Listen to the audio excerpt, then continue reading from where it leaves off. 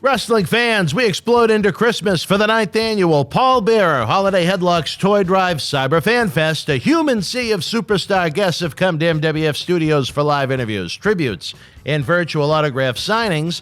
The good news is, if you miss these superstar signings, we have individual autograph photos available as well as all-inclusive VIP packages throughout the season. If you want them for yourself or to give as a holiday gift for Christmas, get the order in by December the 19th. On Christmas night, we'll reveal the winner of the massive Christmas Week Mega Raffle, where one lucky fan wins an entire jackpot of prizes, again, to benefit the Paul Bearer Holiday Headlocks Toy Drive. 2020 has been a brutal year for the economy, as well as our toy drive efforts. We could use any and all the help you could give us. Be part of the professional wrestling community. If you're going to take part in any toy drive this year, let it be one where we update Santa Claus's GPS and honor Paul Bearer's memory. Head on over to BostonWrestling.com now.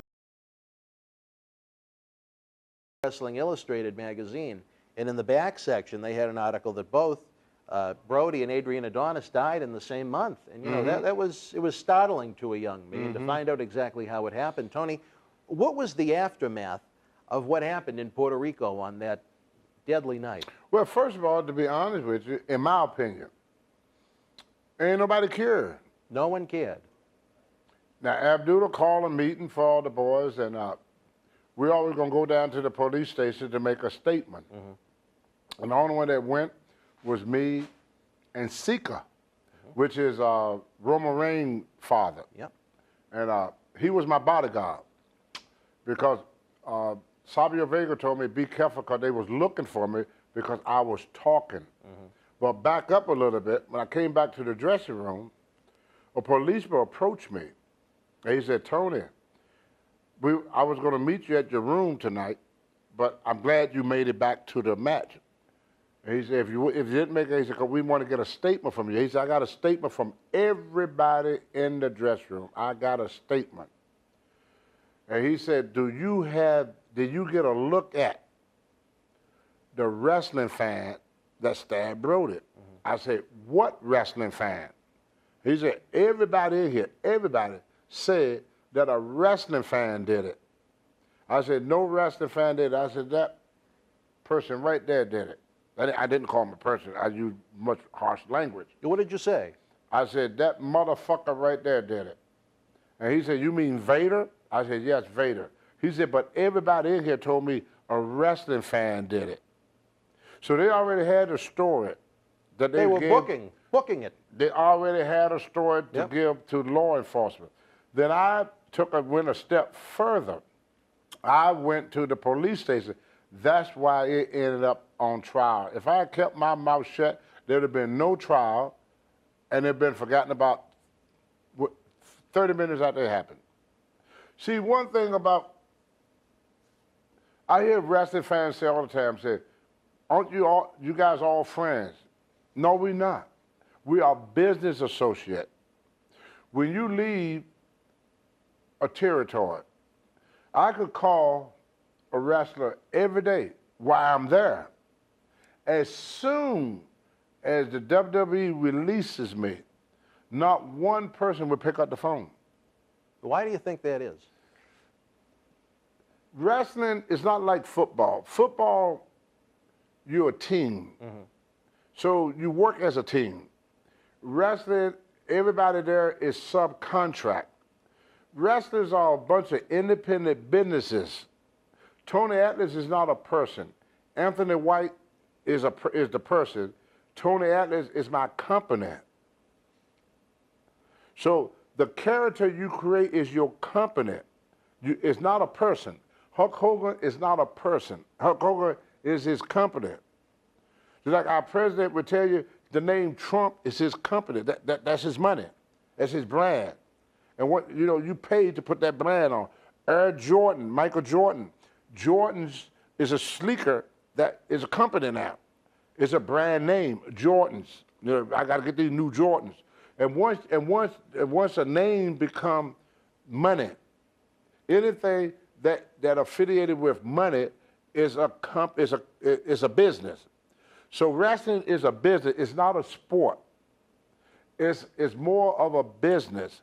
And what these guys do, there's only room for one at the top. So they figure when you gone, it's more job security for them. They'll get a little closer. They get a little closer. I put in my book, when I was homeless, I knew more millionaires than the Rockefellers, and I couldn't bum a quarter. Wow.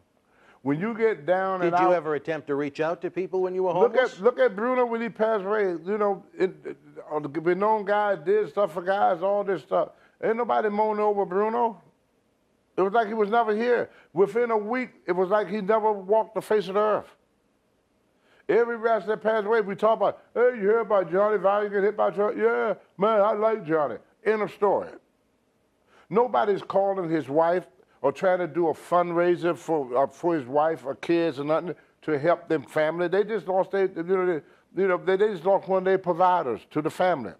When these guys, stuff happened to these guys, ain't nobody trying to do nothing for their family. Ronnie Piper, good guy. What they do for Piper's wife after he passed? Anybody try to console her or anybody trying to help her now or doing anything for her? A wrestler is like an old veteran. I mean, they cheer him when he's going out to fight the war. But as soon as he come home and take that uniform off, it's like he's forgotten about. He can't get insurance. He can't get a job. He can't get anything. A wrestler, everybody loves him when he's standing underneath them lights and the people are cheering and the money is coming in. But as soon as the lights goes off and the cheering stop, where can that wrestler turn? You remember me a while back, I was going through some hard times. There's not one wrestler that I could turn and say, brother, can you help me out? Yeah. They're making millions of dollars. They won't give you the sweat off their ass. And you roll up and down the road with them. You travel with them. You sacrifice for them. You got in fights for them. You got in trouble with the office for them.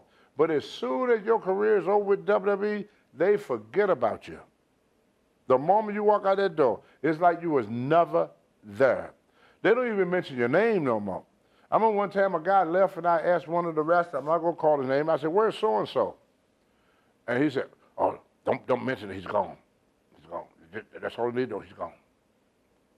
You get struck. Now, why couldn't you mention that person's name? They don't even want to talk about it.